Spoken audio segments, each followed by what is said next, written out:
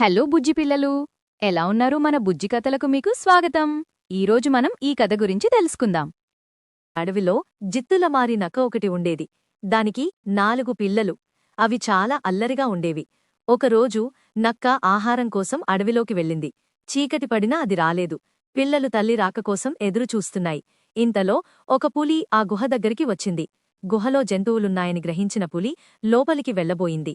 అప్పుడు నక్కపిల్లల్లో ఒకటి ధైర్యంగా ముందుకు వచ్చి, అమ్మా, ఈరోజు మనకు పులిని ఆహారంగా తీసుకొస్తానన్నావు, అదిగో పులి మన గుహలోకి వస్తోంది అని అరిచింది. ఇంకో పిల్ల, అవును, ఈ మాయగుహలోకి వచ్చిన ఏ జంతువైనా మనకు ఆహారమే, నేను పులి తలను తింటాను అంది.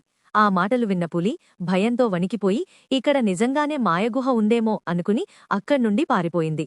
నక్కపిల్లలు సమయస్ఫూర్తితో ఆపదను దాటాయి.